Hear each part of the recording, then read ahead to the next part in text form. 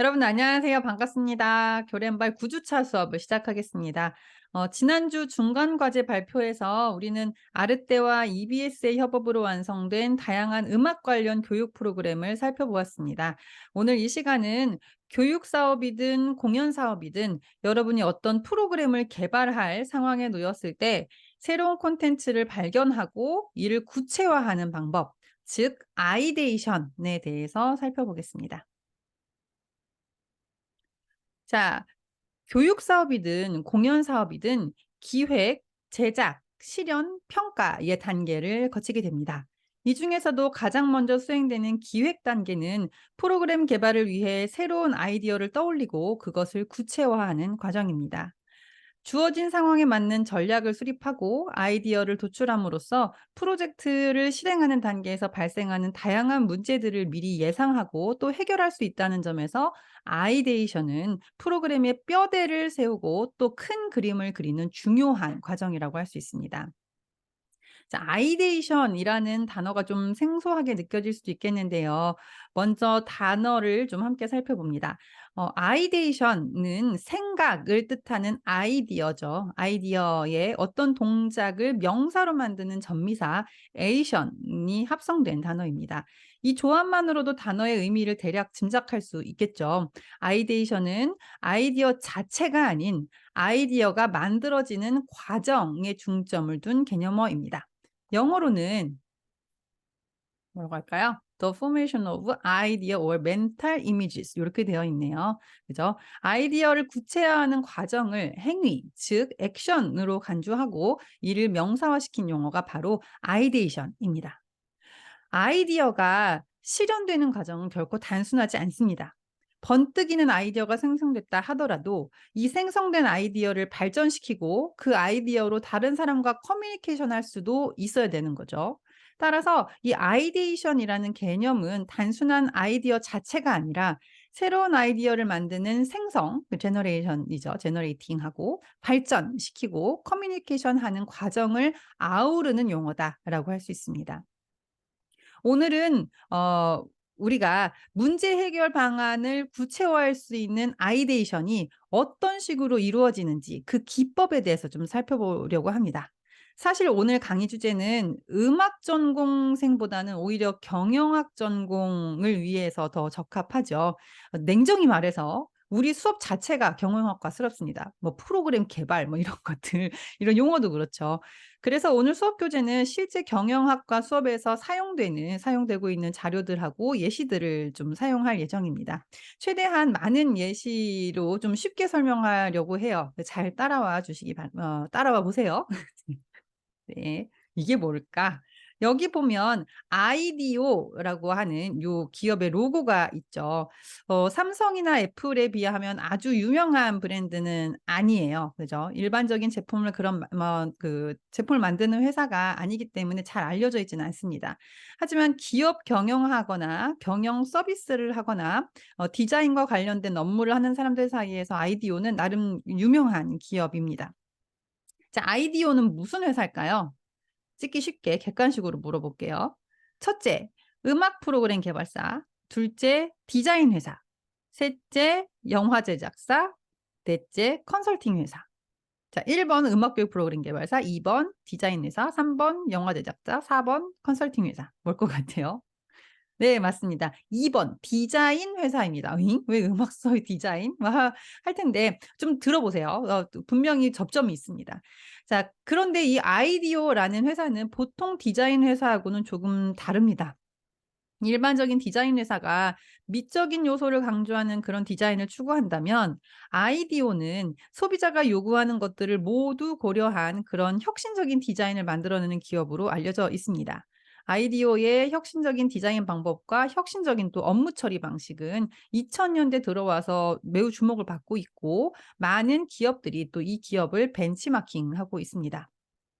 오늘은 이 아이디오라는 회사에서 아이디어를 어떤 식으로 개발하는지 그 개발법을 좀 살펴보고 이를 벤치마킹해서 이것을 우리 음악 영역에 어떻게 적용할 수 있는지를 함께 고민해 보고자 합니다. 이 슬라이드에 두 개의 사진이 있는데요. 아이디어가 만들어낸 독특한 디자인 중에서 대표적인 사례들입니다.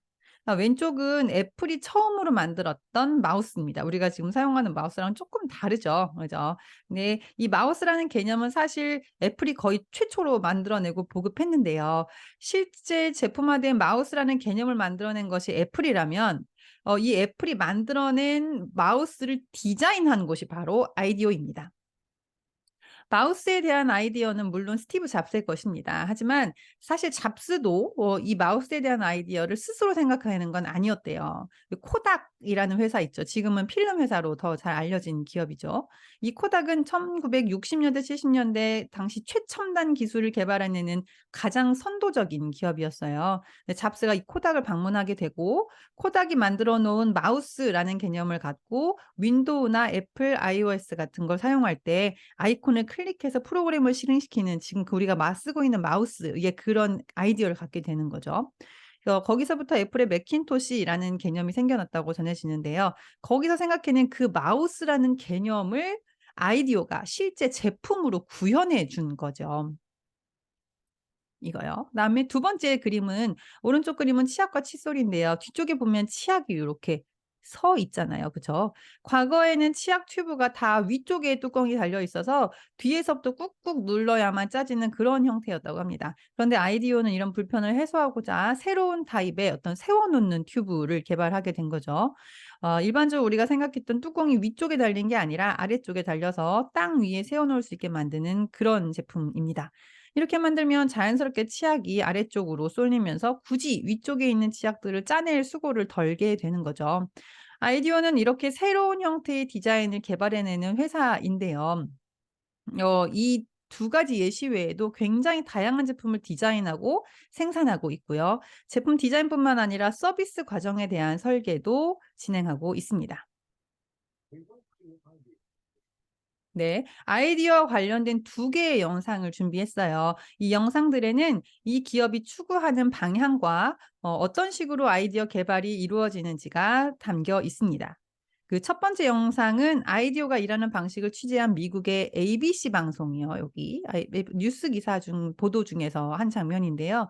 기자는 아이디어를 찾아가서 새로운 형태의 완전히 다른 형태의 카트를 만들어 달라고 주문을 하고 왜 우리 마트에서 쓰는 그 카트요. 그것이 어떤 식으로 만들어지는지 그 제작 과정을 살펴보는 그런 방식으로 기사를 취재했습니다. 이 영상을 보면 알겠지만 팀원들은 굉장히 많은 아이디어들을 쏟아냅니다. 정말 많은 아이디어를 일단 쏟아내고 그 아이디어들을 어떤 식으로 처리할지 그것이 더 나은 방향을 찾아가면서 새로운 형태의 카트를 한번 제작해 보는 거죠. 시제품 프로토타입을 만들어 보고요. 그리고 나서 그것을 최종적으로 또 평가를 합니다. 더 나은 방식으로 모두 같이 아이디어를 도출해서 가장 최적의 제품을 만들어내는 그런 방식을 취하는 거죠. 이 영상을 한번 보시면 여러분들이 굉장히 '어 재밌다. 나도 이런 식으로 한번 일을 해 보고 싶다.' 이런 생각을 하게 될 겁니다. 같이 보시는데요. 제가 지금 요 수업 영상을 유튜브에 게시를 해야 돼서 요 영상이 들어가면 이제 저작권 문제가 있어요. 그래서 제가 그 링크를 드릴 테니 잠시 다녀오세요. 자 멈췄다가 봤다고 생각하고 딱 짠. 자 이 영상에서 보면 "현명한 시행착오 사고가 천재 한 명이 계획하는 것보다 낫다."라는 표현도 나오고요. "성공하기 위해 실패를 많이 경험하라." 뭐 이런 표현들도 나오고요. "초점 있는 혼돈이라는 표현도 나오거든요. 네. 재밌죠. 그 사람들이 굉장히 적극적으로 자기 아이디어를 피력하는 모습을 볼 수 있었을 겁니다. 자 두 번째 영상입니다. 두 번째 영상은 이 영상도 아이디어를 도출하는 활동을 소개합니다. 이 영상은 어떤 식으로 아이디어를 도출하는 것이 가장 최적의 방법인지에 대해서 충분히 고민하는 그런 장면들이 많이 나오게 됩니다. 영상을 보면서 '실제 아이데이션은 저런 식으로 하는구나. 세계에서 가장 아이디어가 뛰어나다는 집단에서는 이런 식으로 새로운 아이디어를 도출하는구나.' 이런 것들을 여러분들이 좀 배웠으면 하는 취지에서 영상을 준비했습니다. 이것도 같이 보실게요. 짠! 예 보고 적용합시다. 이것도 제가 따로 올려 드릴게요. 자 보시면 영상에서 보신 것처럼 아이디어의 작업 방식은 크게 6 단계로 구분됩니다. 그중에 첫 번째는 관찰 단계입니다. 아이디어는 다른 경쟁사의 제품이나 경쟁사의 기술보다는 엔드 유저인 소비자를 살펴봅니다. 이 제품이 필요한 대상 집단을 이해하는 거죠. 그들이 어떤 식으로 행동을 하는지, 그리고 어떤 부분에서 불편해하는지, 어떤 부분이 어렵다고 느끼는지를 살펴봅니다. 엔드 유저의 행동 패턴 속에서 해결되지 않거나 불편해하는 부분을 해결해 주기 위한 거죠. 그러니까 그 소비자의 니즈를 파악한다. 이렇게 생각하면 더 편할 것 같아요. 그죠? 이 과정에서 굉장히 많은 기회들을 포착할 수 있어요. 굉장히 많은 개발품들이 나올 수 있을 거고요. 연구원들은 직접 소비자가 되어서 소비자 입장에서 여러 행동을 해보면서 그들이 무엇을 경험하는지, 어떻게 느끼는지 몸소 체험해 보는 것을 서로 장려합니다. 우리 그 지금 쓰고 있는 그 택시 우버 아시죠? 그리고 카카오 티바이크, 뭐 따릉이, 쿠팡이츠 뭐 이런 것들도 다 이렇게 모두 엔드 유저의 행동 패턴 분석 결과로 개발된 제품들이죠. 자, 두 번째는 아이데이션 과정입니다. 오늘의 주제죠. 이 아이데이션. 아이디어는 아이데이션 단계에서 굉장히 오픈된 마인드로 브레인스토밍을 먼저 시도를 합니다. 브레인스토밍 많이 들어봤죠. 머릿속에 들어있는 것들을 모조리 다 그냥 끄집어내는 거예요. 그냥 다 던져내는 그런 작업을 하는 것이 바로 브레인스토밍입니다. 팀원들은 관찰 단계에서 배웠던 그리고 알게 된 것들을 서로 공유하고 그 경험과 느낌이 어땠는지를 같이 얘기하면서 계속 서로 토의를 합니다. 소비자의 니즈를 파악하는 것으로 이야기를 시작하고 브레인스토밍의 목표 그 최대한 다양한 많은 아이디어를 꺼내 놓는 어떤 그런 작업들을 하는 거죠. 말 그대로 아이디어를 그냥 떠오르는 대로 마구잡이로 막 그냥 던져내는 겁니다.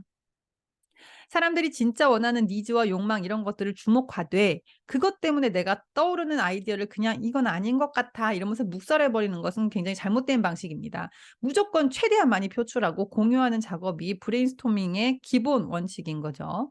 브레인스토밍을 통해서 관찰 단계에서 발견한 아이디어와 솔루션의 힌트들부터 구체적인 아이디어까지 모두 도출될 수 있습니다. 다 꺼내 놓는 작업이에요. 다음 단계는 빠르게 시제품화 해 보는 겁니다. 그래서 프로토타입을 만드는 단계이죠. 이전 단계에서 아이디어 브레인스토밍을 거쳐서 어떤 구체화된 아이디어를 만들어 냈다면 그 아이디어를 프로토타입 즉 시제품으로 만들어 보는 거예요.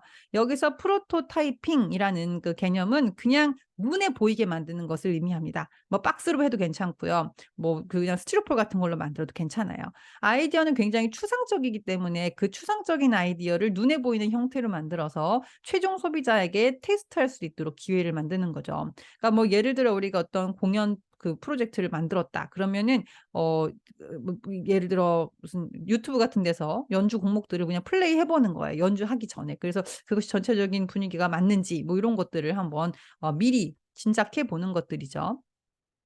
이 단계에서는 굉장히 멋있게 만든다든지 혹은 뭐 완벽하게 외관이 완벽한 뭐 그런 형태를 만들지 않아도 돼요. 아주 간단하게 만들어서 실험을 해 본다. 뭐 그런 개념에서 접근하면 됩니다. 그러고 나서 이제 스스로에게 질문을 하게 되는데 이 과정에서 최소한의 시간을 들여서 어떻게 최종 소비자에게 피드백을 빨리 얻어낼 수 있을까? 요런 부분들을 고민하면서 프로토타입을 만들게 되는 거죠. 이 단계의 목적은 이 빠른 시제품화 단계죠. 완벽한 해결을 만들어내는 게 아니고요. 해결안을 만들어내는 게 아니고 아이데이션 요 단계에서 생각해낸 것이 적절한 것인지를 확인하는 그런 단계라고 할 수 있겠습니다. 네 번째는 사용자 피드백 단계입니다. 이 단계는 프로토타입을 만들어 사람들에게 제시하고 사용자 관점에서 피드백을 서로 주고받는 과정입니다. 최종 소비자가 피드백을 주지 않는다면 이게 진짜 필요한 솔루션인지 그렇지 않은지 정말 필요한 그런 아이디어인지 아닌지를 확인하기가 굉장히 어렵겠죠. 이렇게 되면 발전 방향을 찾는 것이 매우 힘들어지기 때문에 이 사용자 피드백은 굉장히 중요한 단계라고 볼 수 있습니다. 평가라는 거죠. 그다음에는 반복이에요. 피드백이 좋게 나오면 여기서 이제 끝나겠지만 피드백이 좋지 않았다면 다시 이전 단계로 돌아가야 합니다.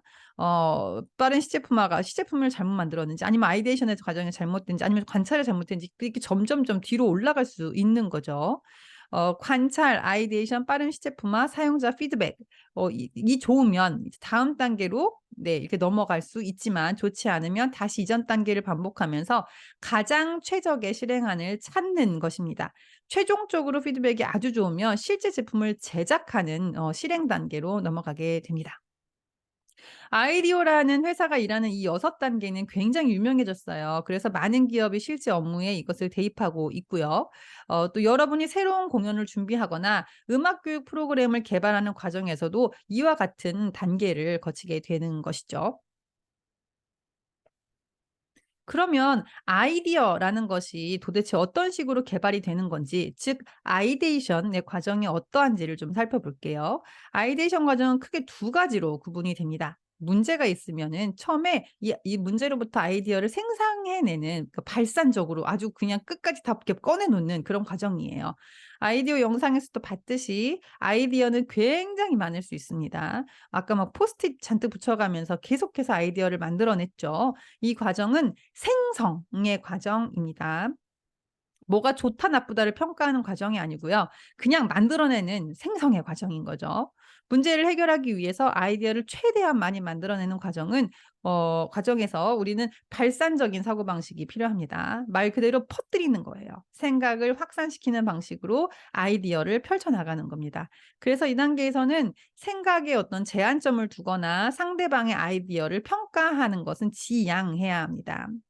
이렇게 발산된 사고의 과정을 거치다 보면 좋은 아이디어도 있고 허접하고 별로 좋지 않은 그런 아이디어들도 나오게 됩니다. 어쩌면은 상당수는 거의 쓸모없는 아이디어일 수도 있어요. 근데 이렇게 펼쳐 놓은 아이디어들을 다 가져갈 수는 없겠죠. 그래서 이후에는 정제 과정이 필요한 겁니다. 가져갈 것은 가져가고 버릴 것은 버리고 합칠 것은 합치고 보완할 것은 보완하면서 아이디어를 정제하는 것이죠. 이런 정제 과정을 통해 최종 대안을 마련하게 되는데요. 이 과정에서는 이렇게 수렴적인 사고가 필요합니다. 말 그대로 좁히는 거죠. 네. 좋은 아이디어는 취하고 나쁜 아이디어는 버리고 보완이 될 만한 아이디어는 같이 묶어 주고 이런 작업들을 진행하면서 아이디어를 채택하고 보완하는 작업을 하게 되는 거죠. 이 작업의 결과물로 결국은 정제된 형태의 아이디어를 만들어낼 수 있겠습니다. 이 아이디어 개발의 두 가지 과정은 한 번에 진행하기가 상당히 어려운 작업이에요. 퍼뜨리지 않으면 다양한 아이디어를 만들어내기가 참 힘들어요. 다시 얘기하면 너무 좋은 아이디어만 뽑아내려는 생각을 처음부터 갖던 그런 강박을 갖게 되면 많은 아이디어를 만들어내는 작업 자체를 못하게 됩니다. 생각을 막아버리거나 닫아버리는 그런 개념이 형성되기 때문에 그게 문제가 될 수 있는 거예요. 반면에 또 너무 발산적인 사고만 하게 되면 최종적으로 좋은 대안을 뽑아내는 수렴 과정이 안 나타날 수도 있습니다. 참 어려운 거죠. 그래서 이걸 두 단계로 요렇게 나눠서 진행을 하게 되는 거예요. 일단 퍼뜨려 보고 그 후에 아이디어를 평가해서 정제하는 그런 두 가지 단계로 구분하는 겁니다. 자, 그러면 우리 확산 기법하고 수련 기법 약간 두 가지가 있다고 했었는데 이 확산 기법 안에는 어떤 방법들이 있는지 함께 살펴볼게요.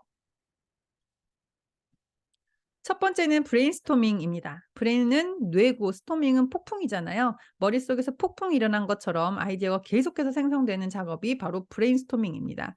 브레인스토밍은 아주 단순해요. 그냥 무조건 머릿속에 있는 생각을 이야기하는 겁니다. 그냥 머리에서 맴도는 단어가 있으면 일단 말하고 평가는 나중에 하는 거죠.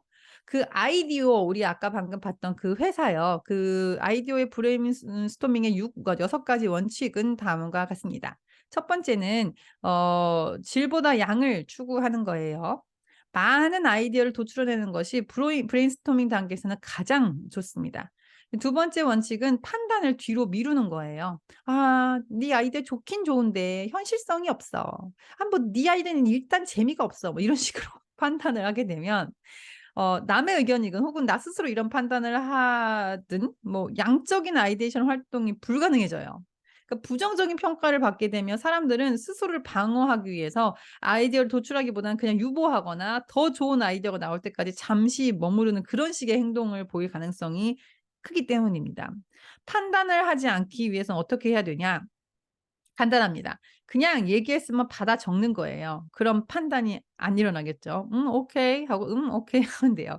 아이디어의 그 회의 장면을 보면 끊임없이 뭔가를 칠판에 적건 포스트잇에 적어서 붙이건 이런 작업을 계속해서 합니다. 일단은 수용하는 거예요. 그죠? 모든 아이디어를 받아들이는 과정을 거치게 되는 거죠. 세 번째 원칙은 거친 아이디어도 격려하는 것입니다. 아주 기초적이거나 정제되지 않은 아이디어라도 일단은 수용하고 "좋아요."라고 인정하는 자세가 필요합니다. "거친 아이디어, 별로 쓸모없는 아이디어까지 왜 그래야 돼요?" 라고 얘기하는 사람도 있을 수 있어요. 그런데요. 이런 거친 아이디어가 때로는 다른 아이디어를 불러일으키는 영감을 제공하기도 합니다. 별 생각 없이 툭 던진 한마디가 다른 사람에게는 엄청난 생각을 하는 그런 씨앗이 될 수 있다는 것이죠. 네 번째 원칙은 다른 사람의 아이디어에 살을 붙이는 것입니다. "이 아이디어는 누가 말한 거니까 그 사람 거야." 뭐 이렇게 생각할 필요가 없다는 거예요. 다른 사람이 다 말한 아이디어, 생각해낸 아이디어라고 하더라도 거기다가 좀 더 풍부한 그런 아이디어를 추가할 수 있다면, 그리고 계속해서 살을 붙여서 이어나가는 그런 작업을 하는 것이 좋은 방법이 될 수 있다는 겁니다. 한 명이 생각할 수 있는 범위와 여러 명이 동시에 생각했을 때 넘어갈 수 있는 그런 생각의 범위는 다를 수 있습니다. 훨씬 더 넓게 멀리까지 생각이 뻗쳐나갈 수 있겠죠. 그래서 이런 누군가가 제안한 아이디어를 나의 관점, 나의 생각, 나의 기존 지식을 활용하여 확장함으로써 더 좋은 아이디어의 방향성을 갖게 하는 것이 중요하다는 겁니다. 다섯 번째 원칙은 주제에서 벗어나는 이야기는 지양해야 한다는 것입니다. 평가하지 않는 대신에 주제와 관계없는 얘기는 하지 말자는 거예요. 그리고 마지막 원칙은 한 번에 하나씩만 대비하자 이러는 거죠. 하나만 갖고 얘기할 필요가 있어요. 여러 가지 문제를 동시에 해결할 수 있는 그런 복합적인 아이디어 이런 거 말고 하나의 문제를 해결할 수 있는 하나에 대한 그런 것들을 중심으로 생각하자는 겁니다. 자, 이상 6 가지가 아이디어의 브레인스토밍 원칙들입니다. 특강 일정 이후에 우리는 기말 과제를 위해 팀별로 이제 회의를 하게 될 텐데요. 꼭 이 원칙들을 생각하면서 자유롭고 열정적인 브레인스토밍을 작업하기를, 그런 작업을 하기를 기대하겠습니다. 요렇게 여러분들의 아이디어로 꽉 채워진 그 칠판을 상상을 해 보세요. 자, 확장적 사고를 위해서는 브레인스토밍뿐만 아니라도 마인드 매핑이라는 기법도 사용됩니다. 마인드 매핑은 우리 머릿속에 막연히 떠오르는 생각을 이렇게 방사형의 지도 모양으로 표현하는 그런 기법이라고 할 수 있어요. 이 그림은 신나는 휴가에 대한 마인드 매핑입니다. 신나는 휴가를 위해서는 장소를 선정하고 여행의 목표와 목적을 수립하고 숙소, 교통수단을 선택하고 비용 예산을 수립하는 등 의사결정할 사안들이 필요하죠. 이렇게 신나는 휴가를 위해 장소, 목적, 숙소, 교통, 비용으로 카테고리를 나누고 생각을 확산하는 것이 마인드 매핑이에요. 마인드 매핑은 중요한 생각 하나를 떠올리고 그 생각과 연결된 다양한 아이디어를 끄집어내는 아이데이션 기법입니다. 이 마인드 매핑은 굉장히 멀리까지 이렇게요. 아주 구체적으로 아이디어를 펼쳐나갈 수 있는 확산 기법입니다. 그림에서처럼 이렇게 손으로 그릴 수도 있고요. 요즘에는 어플을 사용하기도 하네요. 궁금하면 엑스마인드라는 앱을 찾아보세요. 나도 사용하진 않는데 마인드 매핑하는 어플리케이션이라고 하더라고요. 엑스마인드요. 자, 확산 기법에는 방금 전에 얘기했던 브레인스토밍하고 마인드 매핑 외에도 강제 결부법이라는 것이 있습니다. Forced Connection Method라고 하는데요. 문제를 창의적으로 해결하기 위해서 전혀 관계가 없어 보이는 아이디어나 물건들을 강제로 연관시켜서 새로운 관계를 발견하여 아이디어로 진전시키는 방법입니다. 그냥 아무거나 떠오르는 것끼리 계속 연결 지어 보는 거예요. 나무, 마우스 이렇게 하면요. '나무로 된 마우스는 없을까?' 뭐 이런 식으로 생각해 보는 거죠. 관계 없어 보이는 것들을 서로 연결해서 그 안에 새로운 의미 있는 아이디어들을 찾아내는 겁니다. 예를 들면 '나는 밥을 먹고 싶어. 아 근데 햄버거도 맛있어. 밥과 햄버거 뭐가 있을까?' 고민해 보면 밥버거 이렇게 되는 거죠. 이렇게 되는 거죠. '나는 콜라를 마시면서 팝콘을 먹고 싶어. 근데 치킨도 먹고 싶고 뭐 그래. 근데 이거를 약간 그 영화를 보면서 손이 자유롭게 그랬으면 좋겠어."라고 했을 때 이걸 들고 이렇게 다니면서 극장이나 길바닥에서 먹고 싶은데 근데 그게 먹기가 되게 힘들어. 이래서 콜팝이라는 요런 그 제품이 이제 개발이 되는 거죠. 다음 예시는 태블릿과 자동차를 연결해 보는 거예요. 예. 보시면 테슬라 자동차죠. 보시면 여기 부분이요. 센터 페시아라고 하는데 이 자동차의 운전석하고 운전석 옆에 붙어 있는 이 영역을 거의 컴퓨터로 만들어가는 그런 추세에 있죠. 자동차 안에 태블릿 PC를 설치하는 거예요. 특수로 제작된 PC를 설치해서 마치 태블릿으로 이 모든 것을 조작하듯 다 터치로 이렇게 조작해서 모든 것을 처리해 버립니다. 그러다 보니까 여기에 원래 막 이렇게 뭐죠? 그 막 다이얼식으로 돼 있고 막 버튼식으로 이렇게 돼야 되는데 아무것도 없어요. 그래서 여기 버튼이 다 없어지고 그냥 이 태블릿 터치를 통해서 모든 것을 조작하고 그렇게 만드는 뭐 작업들을 하게 되는 거죠. 자동차, 태블릿을 강제로 연결하는 것도 우리가 이제 아이데이션을 할 때 사용할 수 있는 한 방법이기도 합니다. 요렇게요. 자, 다음은 형태 분석법이라는 게 있어요. 방금 강제 결부법이었잖아요. 형태 분석법은 제품을 이루고 있는 구성 요소들을 다 분해해 보는 거예요. 이제 조합을 해체하면 요소들이 남습니다. 해결할 문제를 이 요소들의 조합으로 보고 그것을 차트화하거나 새로운 조합을 통해 새로운 방법을 도출하는 형태를 우리가 그 형태 분석법이라고 얘기를 하는 거예요. 예를 들어서 '내가 새로운 형태의 스마트폰을 만들고 싶다.'라고 생각을 하고 있어요. 그러면 새로운 형태의 스마트폰이 해결해야 할 문제인 거죠. 스마트폰을 구성하는 요소들이 뭐가 있을까요? OS가 있겠죠. 안드로이드일 수 있고 그다음 뭐죠? 여기 안드로이드 말고 아이폰에서 쓰고 있는 그 뭔가요? 기억이 안 나네. 그냥 버튼의 형태도 있을 거고 있고요. 배터리도 있을 거고 스피커도 있을 거고 카메라도 있을 거고 그죠? 이런 모든 것이 다 스마트폰의 구성 요소가 될 수 있다는 거예요. 이런 구성 요소들을 분해해 내고 내가 주목하는 구성 요소들끼리 조합을 해 보는 거예요. 모양은 뭐가 있을까? 직사각형, 정사각, 동그라미, 또 타원형, 삼각형 뭐 이런 게 있을 수 있겠죠. 그리고 재료에는 나무, 플라스틱, 알루미늄, 철, 세라믹 요런 것들도 있을 거고요. 그래서 이걸 이 링크를 걸어 보는 거죠. 나무와 동그라미, 나무와 정사각형, 나무로 만들어진 정사각형 태블릿은 어떨까? 철로 만들어진 삼각형의 스마트폰은 어떨까?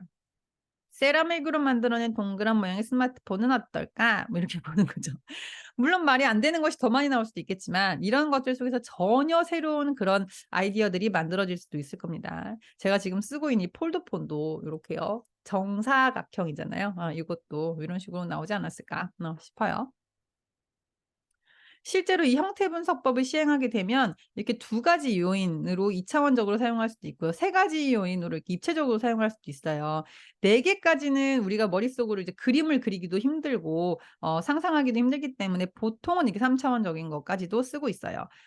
예를 들면 요인 1에 모양을 놓고 요인 2에 재료를 넣고 그다음에 3차원이라고 한다면 여기에다가 뭐 배터리, 카메라 같은 요소들을 추가하는 거죠. 이처럼 더 많은 조합들을 만들어내고 상황을 만들어내서 그 요소들 각각에 대해서 도출된 그 조합된 그 각각의 어떤 그런 형태잖아요. 고런 것들을 생각해 보는 방식이 바로 형태 분석법입니다. 이 형태 분석법은 캘리포니아 공과대학의 우주공학과 프리츠 위스키 위 즈위키 교수 덕분에 유명해졌 프리츠 즈위키래요.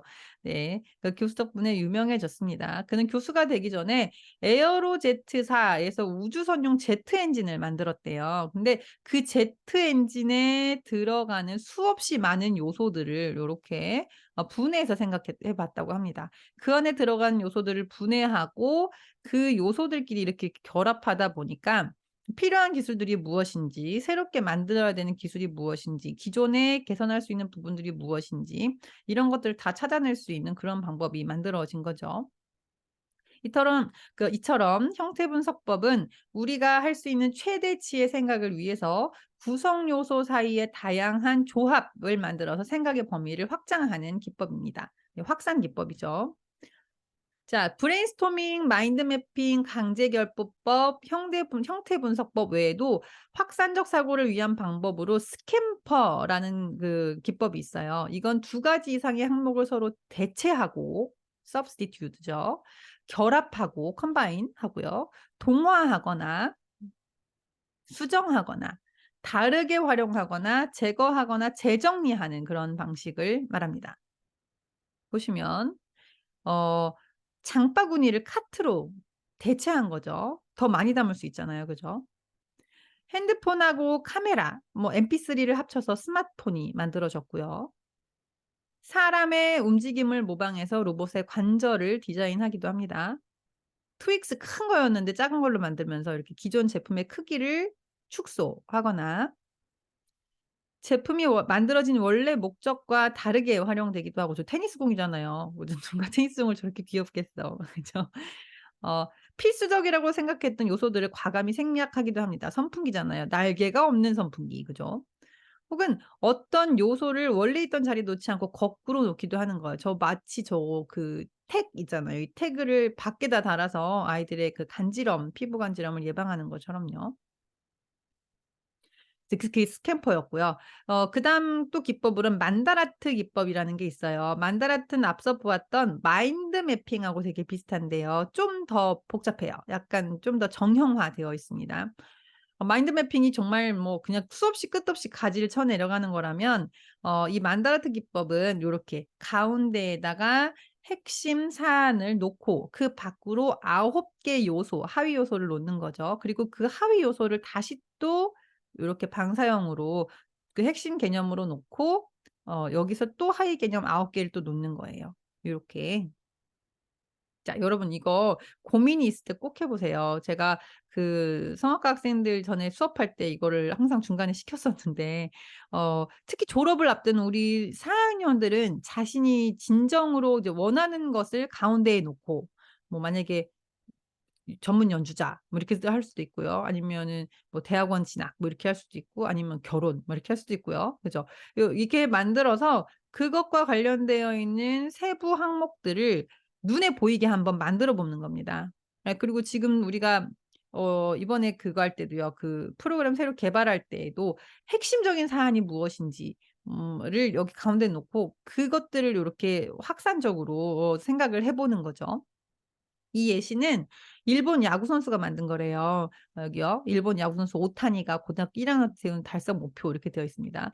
8 구단 드래프트 1 순위를 하기 위해서는 몸 만들기, 제구, 구위, 멘탈, 스피드, 뭐 인간성, 운, 변화구 요렇게 9 가지 요소를 도출을 해냈네요. 그러면 몸 만들기 하기 위해서는 뭐 해야 되는데 몸 관리, 영양제 먹기, 뭐예요? 이거 스쿼트 하는 건가요? 그죠. 뭐 이 들고 하는 거 이 FSQ 이거 뭐 중량 치는 그건 것 같아요. 그죠?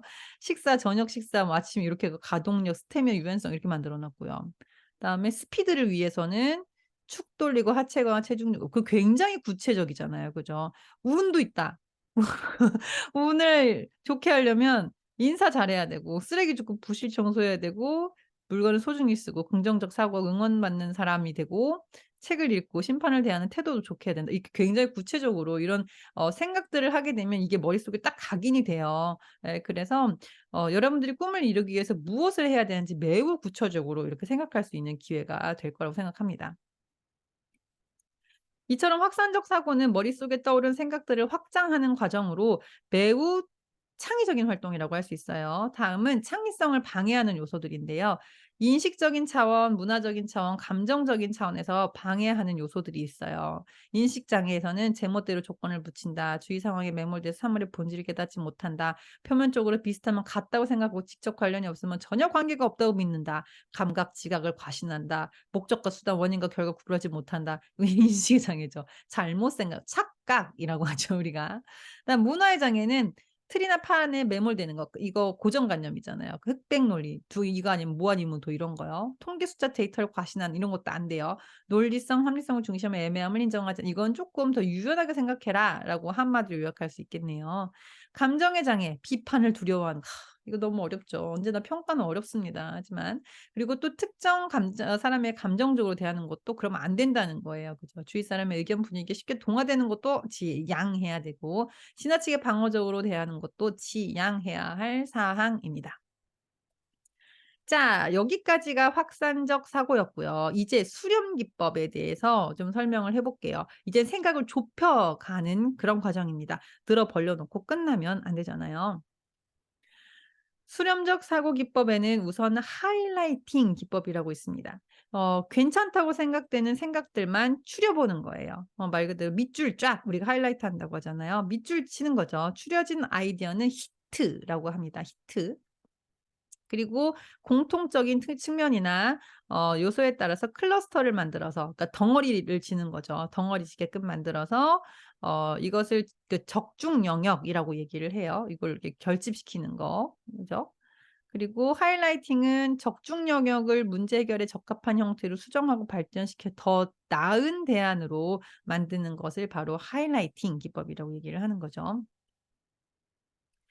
예를 들어서 문제가 있어요. "환경 오염을 줄이는 방법을 모색한다."라는 게 문제라고 가정을 해 봅시다. 브레인스토밍을 통해서 57 개의 뭐 어떤 아이디어가 나왔대요. 근데 그중에서 15개 정도의 히트를 추려내는 거죠. 그리고 이것들을 요렇게 다양한 기준으로 재정리해 보는 겁니다. 이것이 바로 하이라이팅 기법이겠죠. 다음은 평가 행렬법입니다. 단어가 어려운데 이 매트릭스 이 표 만드는 거예요. 표 만들어서 아이디어 리스트를 놓고 평가 기준, 이것도 뭐 이렇게 기준도 그냥 말 그대로 기준이야. 그냥 주관적인 기준들로 뭔가를 만들어 놓고 이걸 수치화하는 거죠. 그래서 점수를 매겨 보는 거예요. 마지막으로 플러스 마이너스 인터레스팅 기법이 있습니다.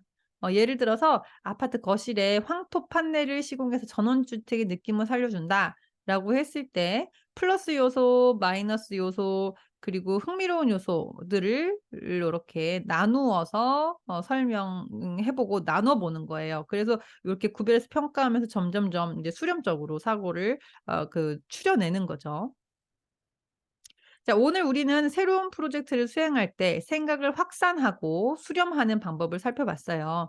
편의상 디자인 회사 아이디오를 예시로 아이데이션을 이해했는데요. 그 대상만 다를 뿐 우리가 음악회를 기획하거나 음악교육 프로그램을 개발하는 과정도 새로운 콘텐츠를 만들어낸다라는 관점에서 보면 아이디오 그 회사의 아이데이션하고 크게 다르지 않습니다. 오늘 수업 내용을 잘 생각해 보고 아이디에이션과 관련된 다양한 방법들을 적용해서 기말 과제를 수행하기를 바라요. 다음 주에는 브릴리언트 컴퍼니의 서다혜 대표님의 특강이 있을 거고요. 그다음 주에는 EBS 백경석 PD님의 특강이 이어질 텐데요. 그 다양한 영역에서 활동하시는 분들의 이야기를 들으면서 여러 아이디어들을 얻게 될 거예요. 그 아이디어를 확산적 사고로, 그죠?